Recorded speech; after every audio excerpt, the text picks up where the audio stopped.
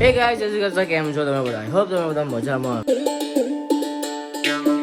અને previous vlog તમે જોયો અને ના જોયો તો જોઈ નાખજો કાલનો. અને ખબર નહીં એમાં મેં શું કર્યું છે. આગળની ક્લિપો બધી ડિલીટ થઈ ગઈ હતી, બધી એટલે જે સ્ટાર્ટ મેં કર્યો હતો વ્લોગ એટલી ખબર નહીં કેમને ડિલીટ થઈ ગઈ, કેમ કે મારા તો સ્ટોરેજનો પ્રોબ્લેમ રહે છે. તો કદાચ મેં ભૂલમાં કરી નાખી હશે, કઈ નહીં હા કરે એવું તો. અને મેં એ જેમ તેમ એ વ્લોગ મૂકી દીધો. અને હવે આજનો વ્લોગ આપણે સ્ટાર્ટ કરીએ છીએ. આજે તારીખ છે 12 ને લગભગ, હા 12. કાલે 13 ના, આજે 12 નથી, આજે 14 તારીખ છે. હા, આજે 14 તારીખ છે. અને આજે હું જવાનો છું વાળ કપાવવા માટે, કે બસ આટલા વાળ બહુ થઈ ગયા.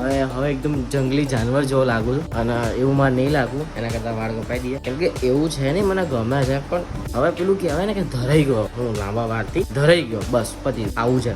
તો હવે જઈશું હવે વાળ કપાવવા માટે, એટલે મેં હેર વોશ કરી નાખ્યા છે અને જઈએ. ઓકે, ત્યારે ઘરે બનાવે છે મકાઈના રોટલા. અને કોણ બનાવે છે? જશોદા બેન બનાવે છે, કેમ કે એના સિવાય કોઈને આવડતું નહીં ભાઈ. તો અત્યારે હું જઈ રહ્યો છું વાળ કપાવવા માટે, કેમ કે બહુ લાંબા થઈ ગયા છે.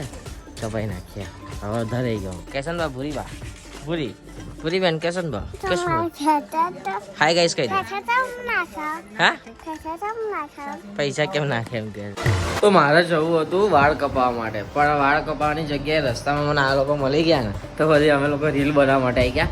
કેમ કે રીલ છે નહીં મારી જોડે નહીં, અને આ લોકો જોડે છે. તો પછી મેં વિચાર્યું કે હેડો રીલ બનાવી નાખીએ, પછી બપોરે હું વાંચવા બેહીશ તો પછી બધું રહી જશે, એટલા માટે બરાબર. હેડો રીલ બનાવી. અત્યારે અમે લોકો જઈ રહ્યા છે વાળ કપાવવા માટે, અને રીલ શૂટ કર્યા પછી અમે લોકો જઈ રહ્યા છે. અને વાગી રહ્યા છે 1, અને હજુ જમવાનું બાકી છે, વાંચવાનું બાકી છે, ઘણું બધું બાકી છે. 1:30 વાગવા આવ્યો છો. જવું છે વાળ કપાવવા, તો જઈ નાખ. કેમ કે હવે હું કંટાળો ને ધરાઈ ગયો છે ભાઈ આ લાંબા વાળથી.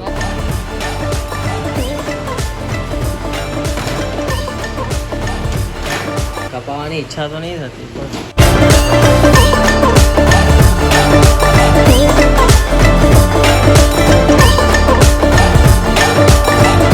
તો ભાઈ અત્યારે અમારા વટવામાં બહુ ખતરનાક વાવાઝોડું આવ્યું છે, જુઓ ખાલી તમે.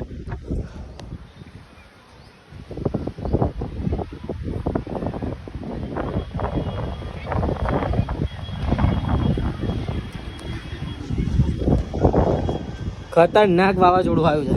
તો ભાઈ સાહેબ આજે બહુ ખતરનાક થઈ ગયું. ખતરનાક એટલે પેલા પંખો બંધ કરવા, તો પછી હું તમને કહું કે આજે જો કદાચ તમે જોયું હશે મારી ઇન્સ્ટાગ્રામ સ્ટોરી, તો ગઈકાલે આદિત્ય ગઢવી, જે આપણા ગુજરાતનું શું કહું હું એમનું, તમે ઓળખતા જ હશો. એમને મારી સ્ટોરી મૂકી, મારી મમ્મીની જે રીલ હતી એની સ્ટોરી મૂકી. અને ખરેખર યાર મજા આવી ગઈ એ સ્ટોરી જોઈને. મને મારા ફ્રેન્ડે કોલ કરી કીધું કે ભાઈ તું જો એમને સ્ટોરી મૂકી છે. ફટાફટ આઈડી ખોલી અને જોયું તો મારી સ્ટોરી મૂકી હતી. એટલું ખતરનાક અત્યારે હળક છે ને મારામાં કે ના પૂછો વાત. એટલો ખુશ છું ને અત્યારે. હા, કદાચ તમે ના જોયું હોય તો હું અત્યારે સ્ક્રીનશોટ રાખી દઉં છું. જોઈએ એટલે તમને જોવા મળી જાય, કેમ કે સ્ક્રીનશોટ મેં પાડી લીધો હતો. પાડો જ પડે ને ભાઈ આવી વસ્તુનો, આવી વાતનો. તો કાલે મેં વાળ કપાયા પછી કઈ શૂટ ના કર્યું. એનું રીઝન એ હતું કે મારે વાંચવાનું હતું, એસપી નું પેપર હતું, વાંચવાનું હતું તો વાંચ્યું. અને પછી 1-2 કામ હતા, તો પછી મારાથી શૂટ ના થયું. પછી સ્ટોરેજ પણ ફૂલ હતું, એના કારણે કઈ નહીં. આજે લાસ્ટ પેપર છે, આજે એસપી નું પેપર છે. હું તૈયાર થઈ ગયો છું. ઉઠવામાં લેટ થઈ ગયું છે, કેમ કે મોડી રાત સુધી હું વાંચતો હતો. અને વ્લોગ પણ એડ નતો કર્યો. મેં સીધો ડાયરેક્ટ વાળ કપા ગયો ને પછી કેમ કે ત્યાં મેં શૂટ કર્યું ને મારું સ્ટોરેજ ફૂલ થઈ ગયું. તો પછી મેં હવે સ્ટોરેજ ફૂલ થઈ ગયું તો મારે ડિલીટ શું કરવું, કેમ કે બધું કામનું હતું અને આવું બધું હતું. કઈ નહીં હેડો અત્યારે તો નહીં તો એને ફ્રેશ થઈ ગયો છું. અને હવે થોડું રિવિઝન કરી નાખું જે વાંચ્યું છે એનું, અને પછી સ્કૂલ જવા માટે નીકળું. અને આજે લાસ્ટ પેપર છે, એટલે પછી કાલથી, આજે તો 2 દિવસ તો જ આવશે, કાલનો આજનો, અને પછી કાલથી ધૂમધડાક વાળા વ્લોગ આવવાના છે. મજા આવે એવા. આ તો મને ખબર છે આમાં શું મજા આવવાની આમ એમ, કેમ કે હું તો કઈ કરતો નતો કે ના કઈ કરતો હતો, અને આવું હતું. કઈ નહીં હેડો હું અત્યારે સ્કૂલ જાઉં, આઈને મળું. Okay, bye bye. Hey guys, तो अभी हम घर आ चुके हैं और आज मेरी खुशी इतनी એટલી વધારે હું ખુશ છું ને આજે કે ના પૂછો વાત. કારણ કે પહેલી વસ્તુ ઇન્સ્ટાગ્રામ પર આપણા 23,000 ફોલોઅર્સ થઈ ગયા છે. અને જે રીલ હતી મારી અને મોટીમાની એ પહોંચી છે 8 મિલિયને રીલ પહોંચી છે. અને અદ્ભુત એનો રિસ્પોન્સ આવે છે, પબ્લિકનો અદ્ભુત રિસ્પોન્સ આવે છે. એ જોઈને હું ખરેખર આમ એવું થાય છે મજા આવી ગઈ એમ.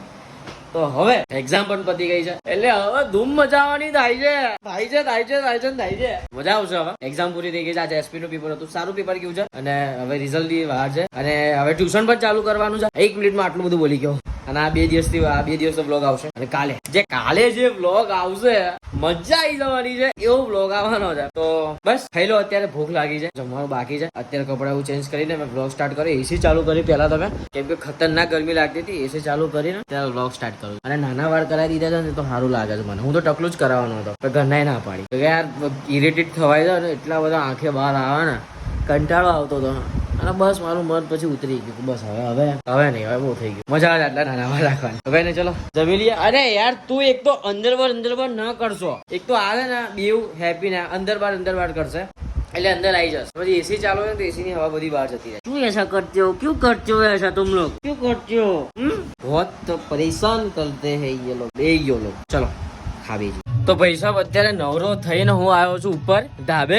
ઘણા સમય પછી આવ્યો ધાબે. મતલબ આવતો તો રહેતો હતો, ધાબે આવતો હતો પણ વાંચવા આવતો હતો. આવી રીતે મતલબ જોવા નતો આવતો.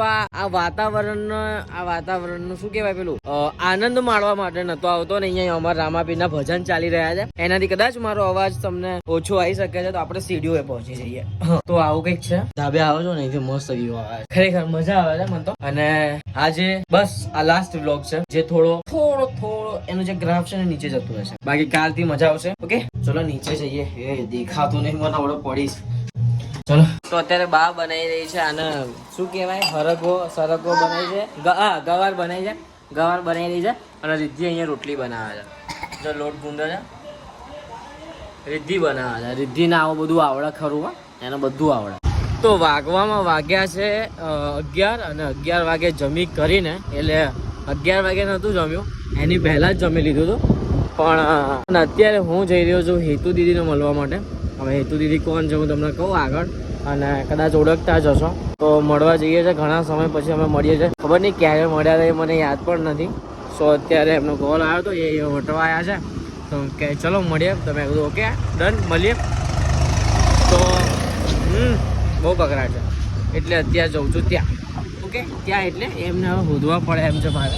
હવે એ એવી સોસાયટીમાં આવ્યા છે ને જે સોસાયટીનું મેં નામે ક્યારે નહીં સાંભળ્યું અને એ છે વટવામાં પણ મેં નામ નહીં સાંભળ્યું.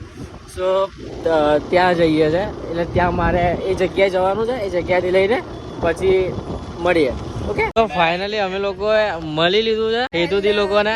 અને એટલે હેતુદી લોકો આવ્યા હતા અહીંયા વટવા.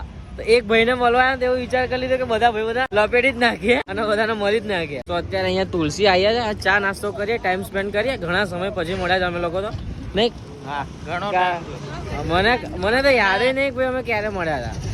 અને અત્યારે જે અમારા ભાઈની વિડીયો જે ચાલે છે ટ્રેન્ડિંગમાં, ખરેખર દિલ ખુશ થઈ ગયું. ખરેખર આમ બહુ મજા આવે છે વિડીયો જોવાની. પણ આ તો છે જે આગળ લાવે છે આપણાને. આ તો પ્રેમ છે.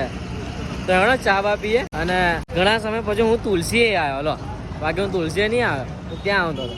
તુલસી વાળો જોશે ખોટું લગાડશે.